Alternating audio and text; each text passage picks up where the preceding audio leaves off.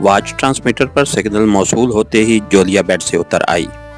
اس وقت رات کے 10 بجے تھے۔ اس نے دروازے کے پاس آ کر آہستہ سے بولٹ گرا کر تھوڑا سا دروازہ کھولا اور باہر جھانکا۔ باہر کوئی نہ تھا۔ مطمئن ہو کر اس نے دروازہ بند کیا اور بولٹ چڑھا کر دوبارہ بیڈ پر آ بیٹھی۔ پھر اس نے کال ریسیو کرنے کے لیے واچ ٹرانسمیٹر آن کر دیا۔ Hello Julia, Imran calling over. Transmitter سے عمران کی آواز سنائی دی۔ Yes Imran, Julia attending you over. جولیا نے آہستہ سے کہا۔ سناؤ۔ میک اپ کر لیا ہے اوور؟ عمران نے پوچھا۔ وہ تو میں نے 9 بجے ہی کر لیا تھا اوور، جولیا نے جواب دیا۔ لپسٹک بھی لگائی تھی؟ سنا ہے لپسٹک کے بغیر خواتین کا میک اپ ادھورا رہتا ہے اوور، عمران نے مسکراتے ہوئے کہا۔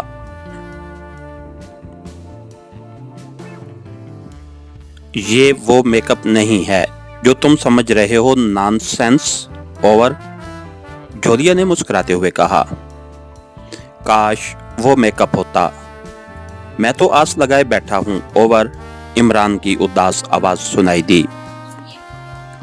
تم اس وقت کہاں ہو اوور، جولیا نے بات بدلتے ہوئے قدرے گمبھیر لہجے میں کہا۔ میں آ رہا ہوں۔ تم جس میک اپ میں بھی ہو مجھے قبول ہو۔ تم ٹھیک 5 منٹ بعد ہوٹل سے باہر فٹ پاتھ پر آ جانا، مگر وہاں رکنے کی بجائے بائیں جانب آرام سے چل دینا، سمجھ گئی اوور، عمران نے کہا۔ اوکے، تم کہاں ملو گے اوور، جولیا نے پوچھا۔ وہیں میں خود تمہیں پک کر لوں گا اوور اینڈ آل، عمران نے کہا اور اس کے ساتھ ہی ٹرانسمیٹر پر خاموشی چھا گئی۔ جولیا نے واچ ٹرانسمیٹر آف کیا اور کھڑی ہو گئی۔ ڈریسنگ ٹیبل کے سامنے آ کر اس نے آئینے میں اپنے چہرے کا تنقیدی نگاہوں سے جائزہ لیا۔ اس میک اپ میں وہ ایک ادھیڑ عمر فرانسیسی عورت دکھائی دے رہی تھی۔ 1.5 گھنٹہ پہلے اسے عمران نے ہی واچ ٹرانسمیٹر پر میک اپ کرنے کی ہدایت کی تھی۔ 1 منٹ بعد اس نے اپنا پرس اٹھایا اور دروازے کی طرف بڑھ گئی۔ باہر آ کر اس نے دروازہ لاک کیا اور سیڑھیوں کی طرف چل دی۔ سیڑھیاں اتر کر وہ ہال میں پہنچی۔ ہال میں زیادہ رش نہیں تھا۔ وہ رکے بغیر بیرونی دروازے کی طرف بڑھی اور ہال سے باہر نکل آئی، لیکن اس کی چھٹی حس نے الارم بجانا شروع کر دیا تھا، کیونکہ ہال سے نکلتے ہوئے اس نے دروازے کی دائیں جانب کونے والی میز سے ایک آدمی کو اڑتے ہوئے دیکھ لیا تھا، جس کی نگاہیں اس نے اپنی جانب مرکوز محسوس کی تھیں۔ ہال سے باہر آ کر کمپاؤنڈ کے گیٹ کی طرف بڑھتے ہوئے اس نے اپنی گھڑی پر وقت دیکھا۔ عمران کے دیے ہوئے وقت میں سے ابھی 3 منٹ کم تھے۔ اس نے غیر محسوس انداز میں ذرا سر گھما کر پیچھے دیکھا تو وہ آدمی اس کے پیچھے آ رہا تھا۔ اس آدمی نے نیلے رنگ کا سوٹ پہنا ہوا تھا اور اس کی چال میں تیزی تھی۔ Hello madam, 1 minute please.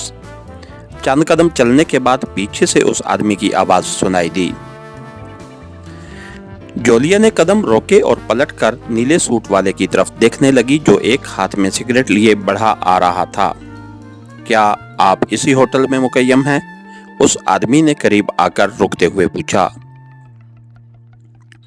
نہیں، ایک دوست سے ملنے آئی تھی۔ کیوں؟ آپ کیوں پوچھ رہے ہیں؟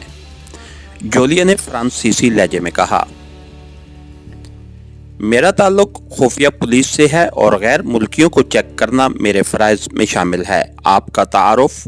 اس آدمی نے کہا۔ مسز راگیل، فرنچ ایمبیسی میں اسسٹنٹ سیکرٹری ہوں، جولیا نے کہا۔ اوہ سوری، آئی ڈی کارڈ تو ہوگا آپ کے پاس؟ اس آدمی نے جولیا کی طرف دیکھتے ہوئے کہا۔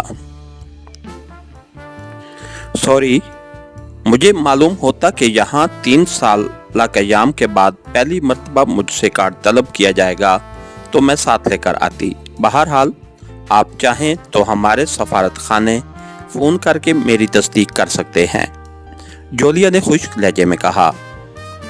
ٹھیک ہے، میرے ساتھ آئیے۔ मैं काउंटर से फोन करता हूँ, उस आदमी ने सर हिलाते हुए कहा और पलटकर हॉल की तरफ चल दिया। जोलिया ने रेस्ट वॉच पर वक्त देखा तो इमरान के आने में सिर्फ 2 मिनट रह गए थे। सॉरी मिस्टर, मुझे देर हो रही है, आप खुद ही फोन कर लीजिएगा, जोलिया ने नीले सूट वाले से कहा। तो नीले सूट वाले ने पलटकर उसकी तरफ देखा और यकदम अपनी जेब में हाथ डालकर रिवॉल्वर बाहर निकाल लिया।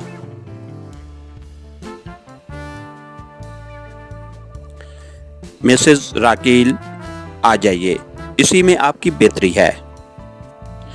उस आदमी ने जोलिया पर रिवॉल्वर तानकर सख्त लहजे में कहा, आप मुझे खौफजदा कर रहे हैं, जो सफारती आदाब के सरासर खिलाफ है, जोलिया ने मुंह बनाते हुए कहा।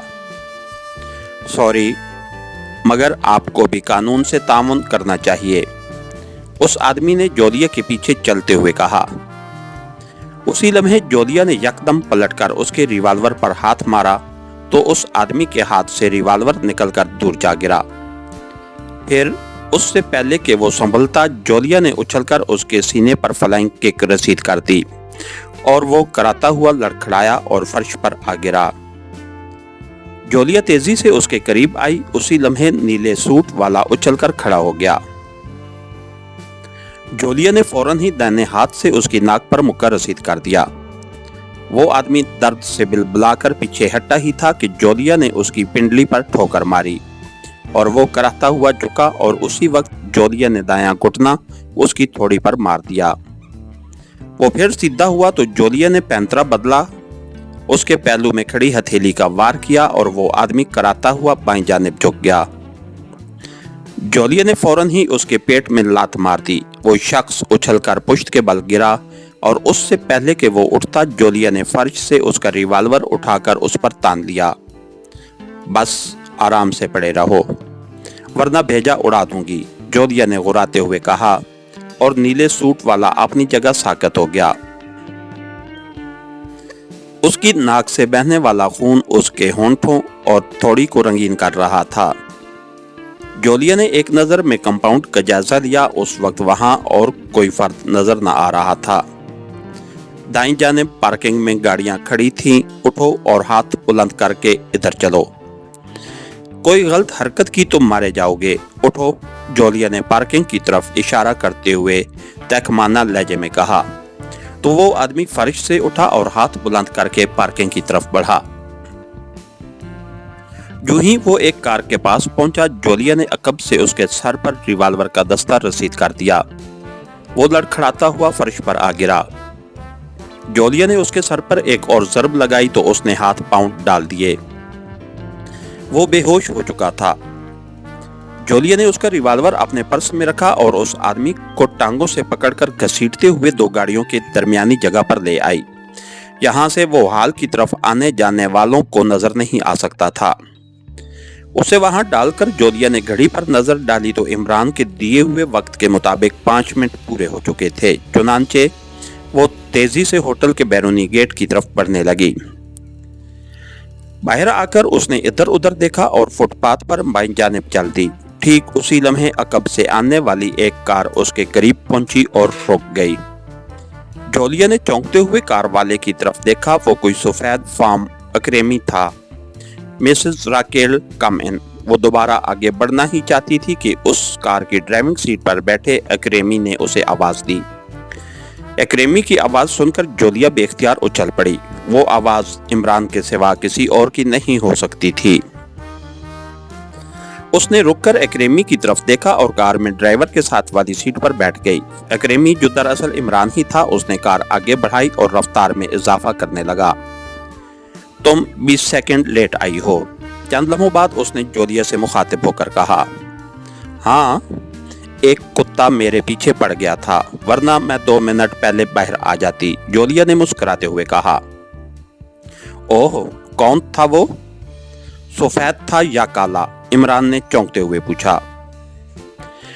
मकामी सीक्रेट सर्विस या किसी खुफिया इदारे का मेंबर था, जोलिया ने कहा और फिर तफसील बता दी। ये तुमने अच्छा किया कि उससे पीछा छुड़ा लिया, वरना मेरे लिए काफी दुश्वारी पैदा हो जाती। इमरान ने सर हिलाते हुए कहा। मेरा भी यही ख्याल था, जोलिया ने मुस्कुराते हुए कहा। जब तुम्हारा और मेरा ख्याल एक ही है, यानी हम दोनों हम ख्याल हैं, तो खूब गुजरेगी जब मिल बैठेंगे दीवाने दो, इमरान ने मासूम से लहजे में कहा। फिर वही रागनी, हम कहाँ जा रहे हैं, जोलिया ने मुंह बनाते हुए कहा। हम खुद नहीं जा रहे, हमें किस्मत ले जा रही है, इमरान ने मुस्कुराते हुए कहा।